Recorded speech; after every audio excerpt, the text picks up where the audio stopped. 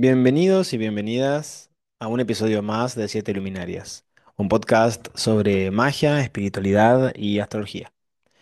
Mi nombre es Aramis Libú y hoy vamos a hablar acerca de la escala espírita. Como bien sabrán, si me siguen de hace algunos episodios atrás al menos, yo me inscribo, entre otras corrientes, dentro de la práctica del espiritismo cruzado.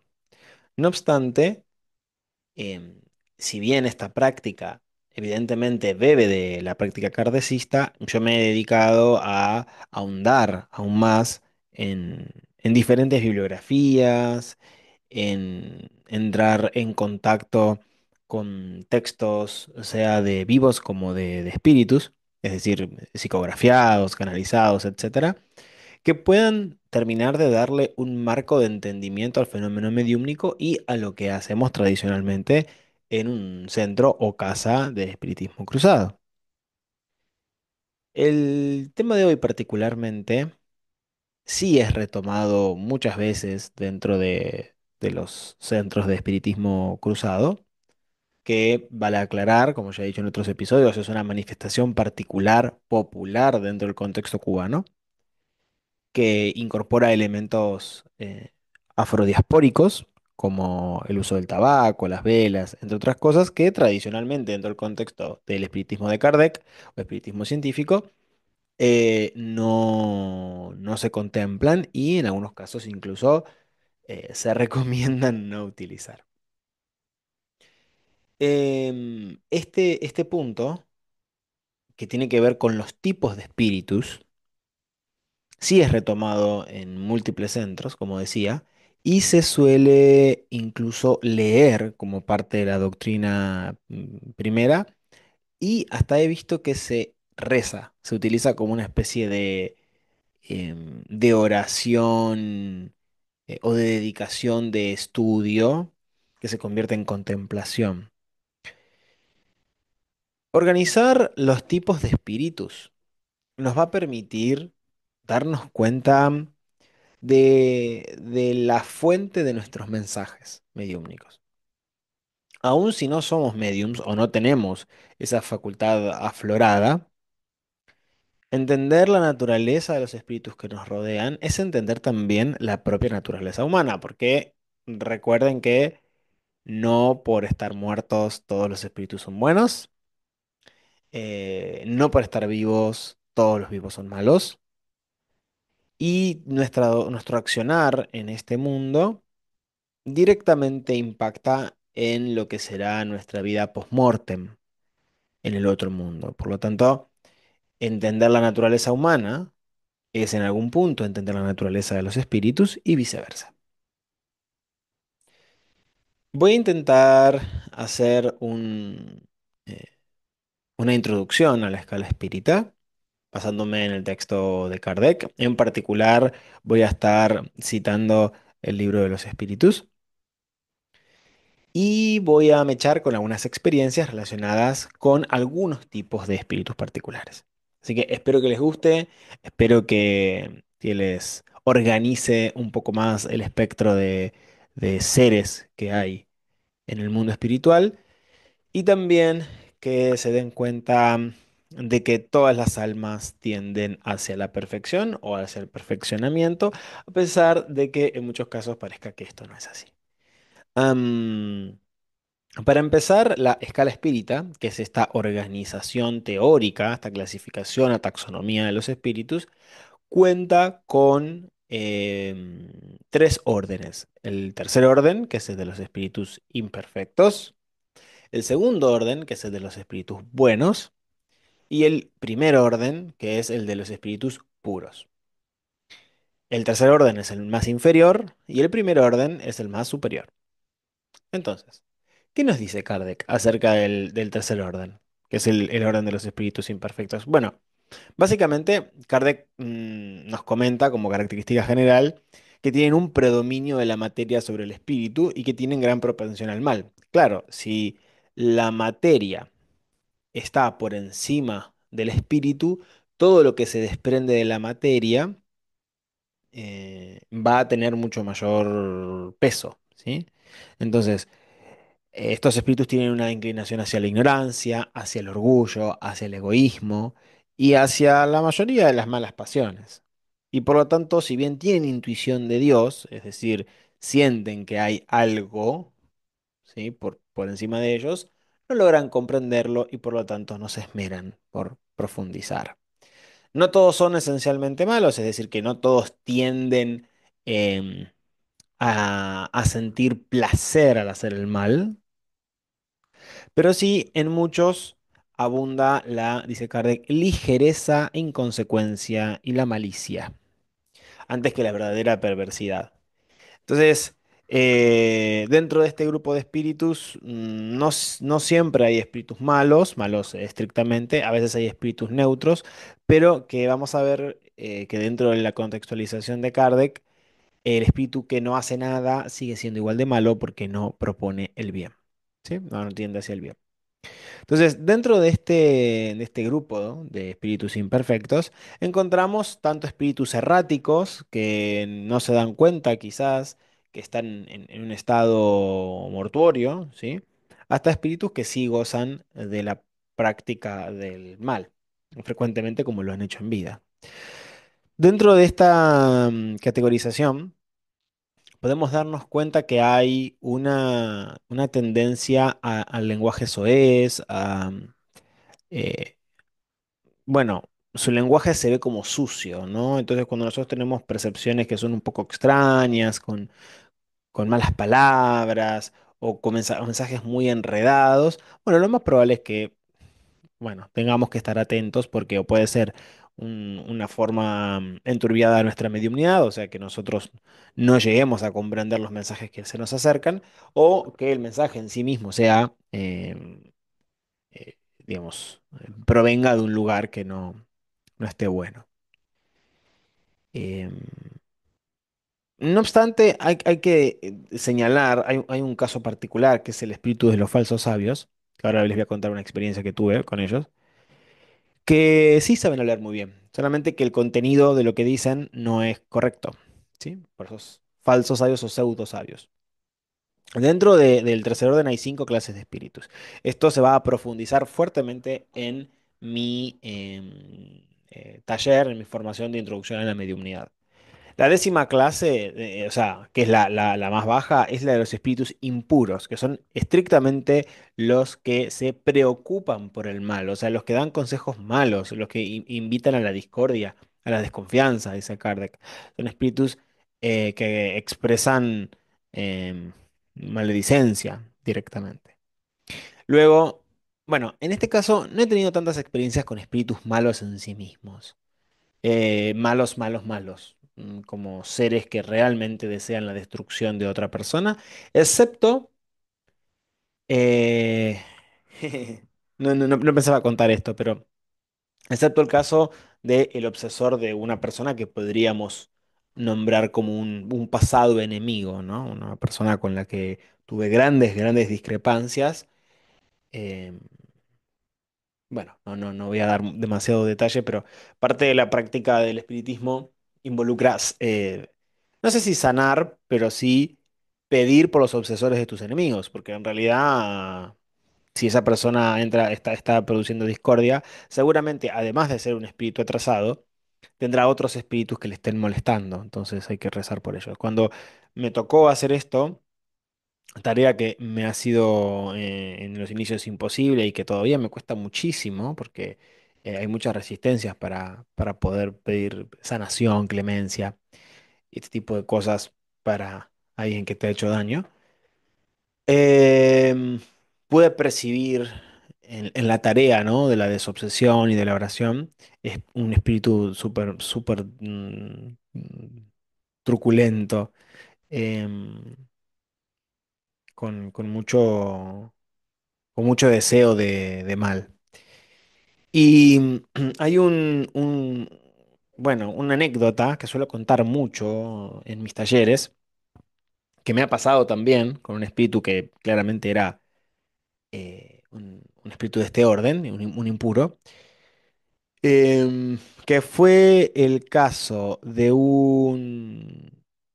eh, em, podríamos decir, de una práctica de desobsesión, pero tenía unos tintes un poco más fuertes. O sea, si bien el espiritismo no acepta el término exorcismo, más o menos iba por ahí. Era una muchacha amiga de una hijada mía y tenía manifestaciones súper violentas. O sea, ella tenía una mediunidad muy aflorada, muy poco conducida y este espíritu no contribuía, ¿no? A ese proceso. Básicamente era el espíritu de un malandro, no un malandro bueno, digamos, de, de comisión espiritual o de falange, de un banda, sino realmente una entidad perniciosa, con una vida muy viciosa. Y la muchacha que estaba obsediendo se parecía físicamente a su mujer. Entonces tenía como una especie de obsesión sexual para con ella. Em, de hecho es que en la práctica este espíritu estando ella incorporada, ¿no? Es que este espíritu entra en contacto con la muchacha y me agarra del pelo y me hace tragar todo el humo eh, de la práctica. Fue una situación muy complicada. Yo no lo esperaba, pero bueno, salió bien, salió bien, pero muy difícil. Luego, luego de los... Esto para que sepan que los fenómenos del exorcismo, de la desobsesión, la liberación de las personas en relación a cierto tipo de espíritus, no siempre es tan fácil de hacer, no siempre uno está mentalmente preparado y dispuesto, y no hay que subestimar a los muertos, ¿sí? Nunca. Am, Luego están los espíritus frívolos. Los espíritus frívolos básicamente son lo que podríamos llamar duendes o trasgos. Dentro de la escala espírita recuerden, o les comento, que no hay otro tipo de espíritus que no sean los humanos. O sea, los ángeles, los duendes, los demonios, son todos tipos humanos. Em, Creo que en la grabación se va a escuchar un camión de bomberos que está sonando en este momento, ¿o no? Am, Estos espíritus, los espíritus frívolos, habitualmente son jocosos, son ingeniosos, un poco tramposos, pero básicamente son espíritus que se burlan de las personas. Luego están los espíritus pseudosabios o falsos sabios, que estos sí tienen una capacidad súper engañosa. Son inteligentes, pero no tienen inteligencia divina, o por lo menos no la han desarrollado. Entonces no perciben a Dios y piensan que su punto de vista es el verdadero. Sí tuve un caso súper complejo con este tipo de espíritus, con un muchacho. En realidad no fue un caso. Ya la persona había sido más o menos mm, salvada de lo que estaba sufriendo y por lo tanto yo simplemente me dediqué a reparar, ¿no? Pero bueno, se emancipó él mismo de las influencias negativas de estos seres.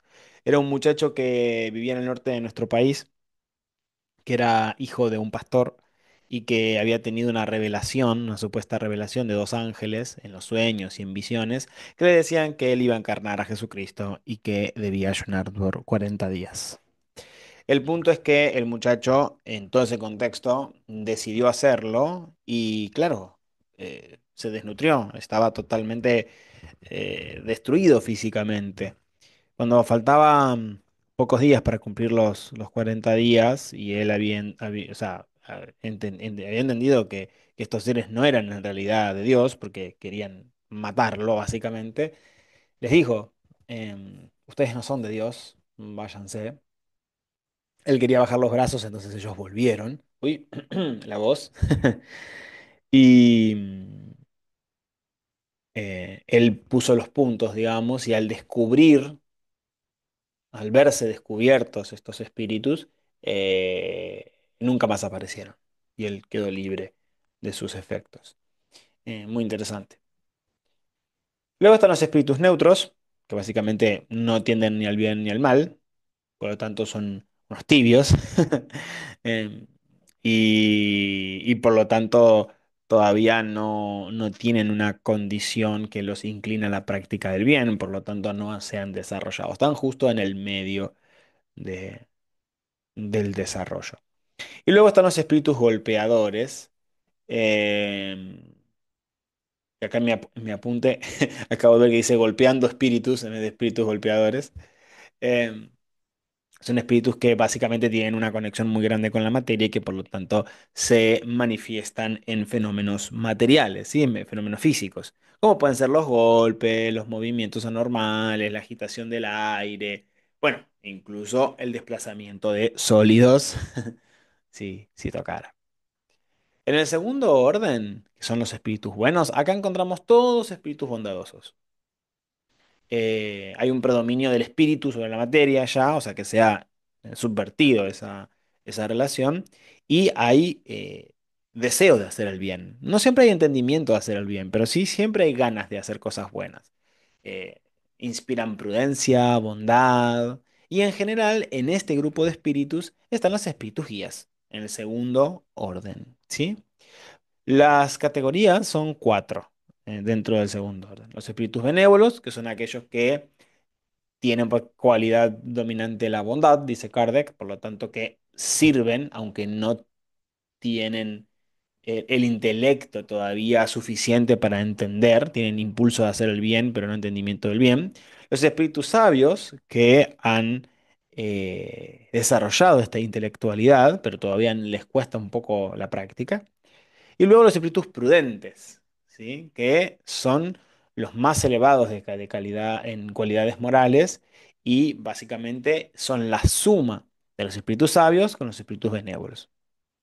En la segunda clase, ¿sí? Que es la clase más alta dentro del segundo orden, están los espíritus superiores, que reúnen ciencia, o sea, ciencia en términos amplios, ¿no? Conocimiento, prudencia y bondad. Su lenguaje, nos dice Kardec, que solo benevolencia respira, es constantemente digno, elevado y a menudo sublime. Esto pasa mucho, que cuando uno lee textos espiritistas de algunos seres, hay como una elocuencia suma. En lo particular, si me lo permiten, cuando el lenguaje es demasiado engorroso, de tan pomposo que es, yo no creo que eso sea un ejercicio del espíritu del bien, porque la claridad del mensaje involucra que llegue a más personas. ¿Qué beneficio tendría hacer de un mensaje elitista? Si nuestra misión es siempre proponer el adelantamiento del ser humano. ¿Por qué? ¿Por qué ser tan eh, oscuros con el lenguaje? ¿No? Yo he aprendido palabras increíbles en el español, recuerden que soy licenciado en letras, y muchas de las palabras que terminé como absorbiendo, las aprendí no de la literatura, no de la ficción, sino de los increíbles textos espíritas de, por ejemplo, Jonah de Angelis, que era el espíritu guía de Divaldo Franco. Así que bueno, entiendo que algunos espíritus guarden algunos modismos o necesiten de cierta forma un lenguaje vedado para mostrar ciertas revelaciones, pero también es cierto que si constantemente la comunicación es engorrosa, amén de que sí propone un crecimiento porque hay que hacer un esfuerzo por entenderlo, también nos impide de alguna manera acercar por completo la información a la gente que lo necesita. Pero es una pequeña impresión mía. Dentro del primer orden, que es el de los espíritus puros, son los que no tienen influencia de la materia y tienen una superioridad espiritual, moral, intelectual tremendas, y se los considera de alguna manera ángeles en el contexto espírita, ¿sí? Eh, ya no son perfectibles, sino que han llegado a la perfección. Y en este tipo de espíritus no es tan claro que se dediquen a ser espíritus guías, sino que más bien se ocupan de ministrar trabajos como planetarios o de ciertas naciones. trabajos relacionados con espíritus que rigen sobre espíritus. ¿Sí? Todo este desarrollo que de vuelta se podrá encontrar en mayor profundidad en la clase de introducción a la mediunidad, en la 2 en la segunda clase, de la formación que arranca este viernes.